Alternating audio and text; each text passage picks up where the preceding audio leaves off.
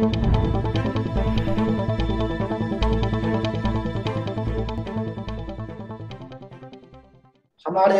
दर्शन परिषद बिहार के यशस्वी अध्यक्ष, जिनके नेतृत्व में दर्शन परिषद बिहार निरंतर प्रगति के पथ पर अग्रसर है और इस कार्यक्रम के आयोजन में भी जिनकी प्रेरणा रही है, जिनका मार्गदर्शन हमें प्राप्त है और हमारा यह सौभाग्य है, उन्होंने हमारे अनुरोध को स्वीकार कर हमारे इस वेबिनार श्रृंखला को दर्शन परिषद के तत्वावधान में आयोजित करने की सहमति प्रदान की है। हम दर्शन परिषद बिहार और विशेष रूप से अध्यक्ष महोदय के प्रति आभार व्यक्त करते हुए हम उन्हें आमंत्रित करते हैं, प्रोफेसर डॉक्टर बीएन ओझा सर, वो आप आए और अपने विचारों से हमें लाभान्वित करें। प्रोफेसर बीएन ओझा।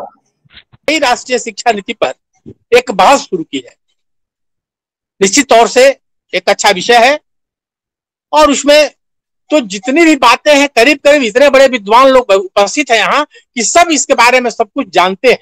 बावजूद इसके हमें कुछ कहना है। कहने के पूर्व मैं सबको नमस्कार करता हूं, सबको शुभकामना और बधाई देता हूं। साथ ही बिहार दर्शन परिषद की तरफ से अपने भारत रत्न पूर्व राष्ट्रपति प्रणब मुखर्जी जी के निधन पर उनको श्रद्धा सुमन अर्पित करता हूं। बीएन मंडल के संस्थापक कीर्ति नारायण मंडल जी को भी अपनी पुष्पांजलि अर्पित करता हूं। साथ ही ऐसा मानता हूं कि आज की तारीख में हमारे स्वर्गवासी प्रणब मुखर्जी राष्ट्रपति एक ऐसा व्यक्तित्व है जो कहा जा सकता है कि भारत में एक अपूरणीय क्षति महसूस किया जा रहा है। अब हम चाहते हैं कि अपने विषय पर आवे। आज स्वतंत्रता प्राप्ति के बाद से लेकर अभी तक जो हम शिक्षा नीति चल रहे थे, जो शिक्षा हो रही थी, वो इतना बोझिल, इतना उबाऊ हो गया था कि बहुत मामले में मैकाले की जो शिक्षा पद्धति थी वो आजादी के बाद इसे समाप्त हो जाना चाहिए था, लेकिन आज तक किसी ने इस पर ध्यान नहीं दिया। बहुत सारी कमेटियां बनती रही, लेकिन 34-35 वर्षों के बाद यह एक नई शिक्षा हमारे सामने उपस्थित हुई है। सरकार के शिक्षा संबंधी निर्णयों और प्रयासों के लिए नई रूपरेखा तैयार करने वाली राष्ट्रीय शिक्षा नीति 2020 चर्चा में है। भारतीय शिक्षा प्रणाली में आने वाले इस बड़े परिवर्तन से आशाओं, सपनों और आकांक्षाओं की भी लहर उठी है। वर्ष 1986 की पिछली नीति, जिसे 92 में संशोधित किया गया था, कि 34 वर्षों के अंतराल के बाद प्रभावी रूप से जारी भारत की इस तीसरी शैक्षिक नीति का उद्देश्य भारतीय शिक्षा की संरचना और अधिक गतिशील, लचीला और प्रासंगिक बनाना है तथा मैकाले की शिक्षा नीति को पूर्णतः समाप्त करना है। हितधारकों और शिक्षा विशेषज्ञों के सुझावों से बनी यह हितधारकों एवं शिक्षा विशेषज्ञों के सुझावों से बनी यह शिक्षा नीति अपने आप में अलग है। यह शिक्षा नीति शिक्षा के एक मजबूत और प्रासंगिक प्रणाली के विकास के लिए भी उम्मीद लेकर आई है। यह केवल तभी संभव हो सकेगा जब सरकार इस नीति में लिखी सभी योजनाओं को पूर्णतः लागू कर पाए। इस नीति को लेकर आज अनेक तरह की बातें हो रही हैं। कई कारणों को लेकर यहाँ विषय चर्चा में है। ऐसे में इस नीति का विश्लेषण करने की जरूरत है ताकि इसे लागू करने में सामने आने वाली चुनौतियों के साथ साथ अवसरों का भी पता लगाया जा सके और यह समझा जाए कि कैसे यह भारतीय शिक्षा प्रणाली के भविष्य को बना या बिगाड़ सकती है। इसमें हम सबसे पहले इसके सकारात्मक पहलुओं पर चर्चा करेंगे, जो निम्न प्रकार से है। बहुआयामी और मल्टी डिसिप्लिन व रिसर्च को बढ़ावा मिलने से उच्च शिक्षा संस्थान और व्यावसायिक शिक्षा संस्थान विभिन्न वैकल्पिक पाठ्यक्रमों के माध्यम से विभिन्न क्षेत्रों में सीखने के अवसर प्रदान करने वाले समग्र संगठन के रूप में विकसित होंगे। इससे तथाकथित पुराने स्ट्रीम यानी तय विषयों में पढ़ने वाली सीमाओं को तोड़ा जा सकेगा। यह जो पढ़ा उससे लागू करने के लिए प्रैक्टिकल एजुकेशन को बढ़ावा देने और इंटर डिसिप्लिन व अन्य क्षेत्रों को तलाशने के लिए एक आवश्यक कदम है। इसमें सबसे महत्वपूर्ण तत्व स्वच्छता है, जो शैक्षणिक संस्थानों को वास्तव में विश्व स्तरीय बनाने का अवसर प्रदान करेगा। उदाहरण के लिए IIM और IIT को विश्व स्तर के प्रासंगिक कार्यक्रमों को शुरू करने, डिग्री एवं डिप्लोमा को परिभाषित करने और स्वतंत्र अनुसंधान को आगे बढ़ाने की अनुमति है। ये ऐसे कदम हैं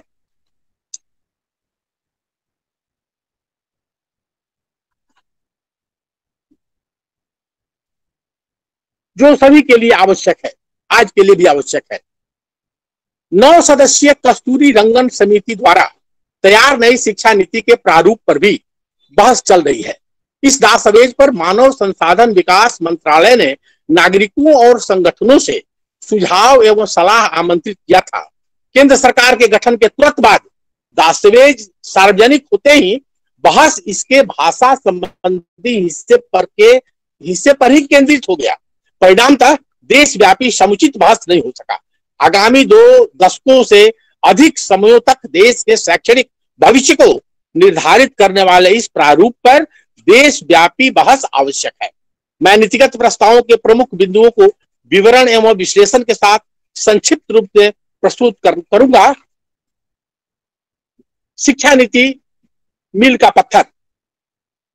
1948 डॉक्टर राधाकृष्णन की अध्यक्षता में विश्वविद्यालय की शिक्षा आयोग का गठन। 1952 लक्ष्मण स्वामी मुदलियार की अगुवाई में माध्यमिक शिक्षा आयोग का गठन। 1964 दौलत सिंह कोठारी की अध्यक्षता में शिक्षा आयोग बना। 1968 कोठारी आयोग के सुझावों पर शिक्षा नीति का प्रस्ताव। 1986 में नई राष्ट्रीय शिक्षा नीति लागू। 1980 आचार्य राम मूर्ति की अध्यक्षता में एक समीक्षा समिति का गठन। 1983 प्रोफेसर यशपाल के नेतृत्व में पुनः समीक्षा समिति का गठन। 2017 नई राष्ट्रीय शिक्षा नीति बनाने के लिए कस्तूरी रंगन समिति का गठन, जिसने मई 2019 में राष्ट्रीय शिक्षा नीति का प्रारूप प्रस्तुत किया तथा देश की सरकार के विचार मंथन के बाद 2020 में नई राष्ट्रीय शिक्षा नीति की घोषणा कर दी गई। भारतवर्ष के इतिहास में पहली बार ऐसा हुआ कि शिक्षा नीति बनाने के लिए देश के लगभग 2.5 लाख ग्राम पंचायतें, 6,600 प्रखंड और 6,500 जिलों से विचार विमर्श कर सलाह एवं सुझाव लिए गए। इसमें शिक्षाविदों, अध्यापकों, अभिभावकों, जनप्रतिनिधियों एवं व्यापक स्तर पर छात्रों से भी सुझाव लेकर विचार मंथन किया गया। जन आकांक्षाओं के अनुरूप एवं राष्ट्रीय आवश्यकता और चुनौतियों के अनुरूप नई शिक्षा नीति 2020 की घोषणा भी की गई। इस अवसर पर प्रधानमंत्री जी नरेंद्र मोदी ने कहा, यह शिक्षा के क्षेत्र में बहुप्रतीक्षित सुधार है जिसे लाखों लोगों का जीवन बदल जाएगा। यह एक भारत श्रेष्ठ भारत पहल के तहत इसमें संस्कृत समेत भारतीय भाषाओं को बढ़ावा दिया जाएगा। नई शिक्षा नीति के कुछ प्रमुख बिंदु निम्नलिखित हैं। मानव संसाधन विकास मंत्रालय का नाम बदलकर शिक्षा मंत्रालय किया गया। केंद्र और राज्य सरकारों के सहयोग से शिक्षा क्षेत्र में GDP के 6% हिस्से के बराबर निवेश का लक्ष्य भी रखा गया है। शैक्षणिक पाठ्यक्रम को 5-3-3-4 5-3-3-4 प्रणाली पर विभाजित किया गया है। तकनीकी शिक्षा, भाषा के बाध्यताओं को दूर करना, दिव्यांग छात्रों, महिलाओं के लिए शिक्षा को सुगम बनाने का पर बल दिया गया है। वर्तमान की रटंत एवं बोझिल होती जा रही शिक्षा व्यवस्था के स्थान पर रचनात्मक सोच, तार्किक निर्णय और नवाचार की भावना को प्रोत्साहन पर बल दिया गया है। अध्ययन अध्यापन की प्रक्रिया में भाषा का विशेष महत्व होता है। वर्तमान शिक्षा व्यवस्था अंग्रेजी भाषा के वर्चस्व को बढ़ावा देती है, जिससे बालकों के व्यक्तित्व का विकास बाधित होता जा रहा है और उसके सीखने की गति भी धीमी रहती है। मनोविज्ञान के अनुसार बालक अपनी मातृभाषा अथवा क्षेत्रीय भाषा में सरलता से सीखता है। इसी बात को ध्यान में रखते हुए नई शिक्षा नीति में भाषाई विविधता को बढ़ावा देने व संरक्षण देने की बात कही गई है। कक्षा 5 तक मातृभाषा अथवा स्थानीय भाषा अथवा क्षेत्रीय भाषा को अध्यापन के माध्यम के रूप में अपनाने पर बल दिया गया है। मातृभाषा में अध्ययन अध्यापन की प्रक्रिया कक्षा 8 एवं आगे की शिक्षा के लिए भी प्रयोग किया जा सकता है। भूमंडलीकरण की प्रक्रिया आज जोरों पर है। विभिन्न तकनीक की साधनों के विकास के चलते ज्ञान विज्ञान की बाधाएं टूट रही हैं। नई शिक्षा नीति भारतीय अनुवाद और व्याख्या संस्थान की संकल्पना को लेकर आई है, जिसके तहत ज्ञान विज्ञान और विभिन्न क्षेत्रों से अनुवाद और उनकी नई व्याख्या करने का कार्य सुगमता से किया जा सके। आज भारतवर्ष में दिव्यांग छात्रों की भी एक बड़ी संख्या है। उनकी आवश्यकताओं के लिए नई शिक्षा नीति शिक्षण सामग्री और आधारभूत ढांचा तैयार करने पर बल देती है। मित्रों, शिक्षा व्यवस्था के 4 प्रमुख आयाम होते हैं। पहला विद्यार्थी, दूसरा अध्यापक, तीसरा पाठ्यक्रम और चौथा ढांचागत सुविधाएं। इन चारों को ध्यान में रखते हुए नई शिक्षा व्यवस्था व्यापक संभावनाओं के साथ खड़ी दिख पड़ती है। प्रारंभिक शिक्षा में 3 से 8 वर्ष की आयु, जिसमें 3 से 6 वर्ष आंगनबाड़ी, बालबाड़ी और प्री स्कूल के माध्यम से मुफ्त, सुरक्षित और गुणवत्तापूर्ण शिक्षा की व्यवस्था की गई है। 6 से 8 वर्ष के बच्चों को प्राथमिक विद्यालय में कक्षा 1 और 2 की शिक्षा प्राप्त कराई जाएगी। प्रारंभिक शिक्षा की संकल्पना खेल और विभिन्न गतिविधियों पर आधारित होगी। बुनियादी साक्षरता और संख्यात्मक ज्ञान पर एक राष्ट्रीय मिशन की स्थापना की भी संकल्पना है।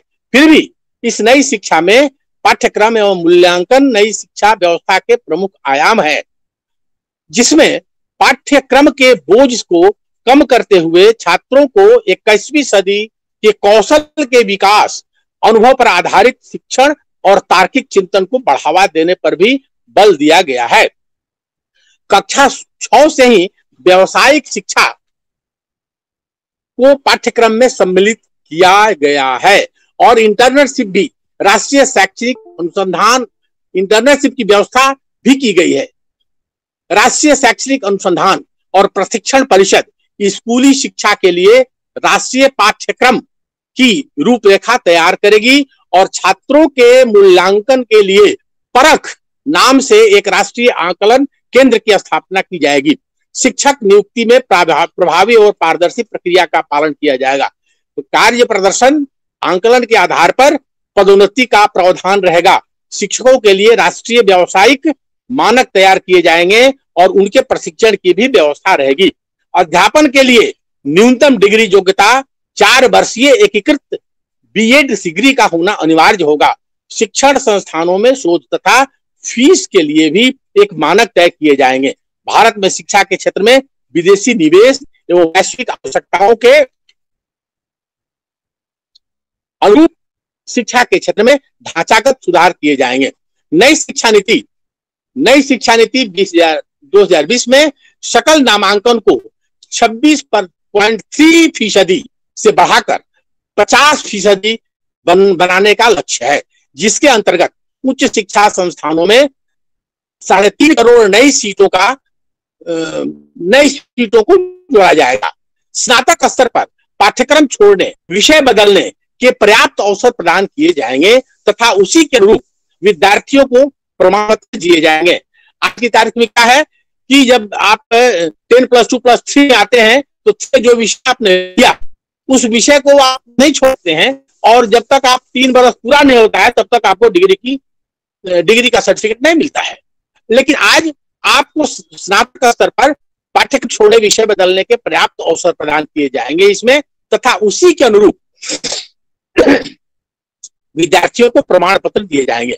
और भी अनेक प्रावधान किए गए हैं जिसे कह पाना संभव नहीं है आज, कारण कि समय का अभाव है। नई शिक्षा को प्रस्तुत करने वाले शिक्षा मंत्री डॉक्टर पोखरियाल निशंक ने कहा था, देश के प्रधानमंत्री ने एक नए भारत निर्माण की बात कही है जो स्वच्छ भारत होगा, स्वस्थ भारत होगा तथा एक श्रेष्ठ भारत होगा। इस नए भारत के निर्माण में नई शिक्षा नीति 2020 मील का पत्थर साबित होगी। मेरी समझ में 2020 की नई शिक्षा नीति ज्ञान विज्ञान अनुसंधान नवाचार प्रौद्योगिकी से मुक्त संस्कारपूर्ण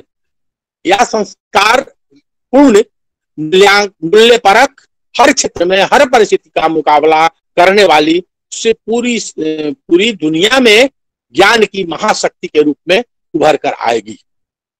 मैंने कहा कि मेरी समझ में 2020 की नई शिक्षा नीति ज्ञान विज्ञान अनुसंधान नवाचार प्रौद्योगिकी मुक्त संस्कार पूर्ण मूल्यपरक हर क्षेत्र में हर परिस्थितियों का मुकाबला करने वाली पूरी दुनिया में ज्ञान की महाशक्ति के रूप में उभर कर आएगी।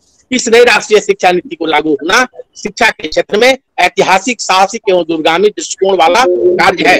इसके लिए शिक्षा विभाग भारत सरकार एवं देश के साहसिक प्रधानमंत्री श्री नरेंद्र मोदी को खूबसूरत बधाई।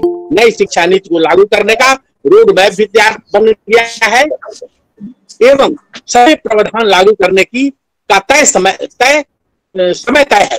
करीब 75% प्रावधानों को 2024 तक चरणबद्ध तरीके से लागू किया जाएगा। पूरी शिक्षा नीति 35 तक लागू कर दी जाएगी। यह नई शिक्षा नीति नए भारत की नींव साबित होगी। 21वीं सदी की मांग के अनुरूप प्रोफेसर तैयार करने की मकसद देश की नई कार्य योजना बनाई जाएगी। उच्च क्षमता वाले प्रोफेशनल तैयार करते समय सामाजिक और मानवीय मूल्यों के विकास पर भी बल दिया जाएगा।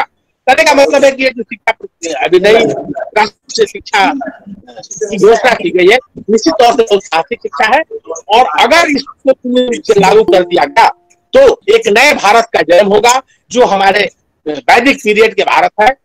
वहां जो गुरुकुल की संकल्पना थी उसी तरह से इसको भी नए तरह से संकल्पित किया गया है और मैं उम्मीद करता हूं कि अगर यह शिक्षा पूर्णतः लागू कर दी गई तो कुछ कमियां तो हर एक जगह रहती हैं लेकिन 90% यह शिक्षा प्रणाली नई शिक्षा नीति देश के हित में है और भगवान इसको ठीक रखे, सबको व्यवस्थित करें ताकि यह भारत एक नए रूप में दिखाई पड़े। बहुत बहुत धन्यवाद, बहुत आभारी, बहुत शुभकामना, बहुत बधाई।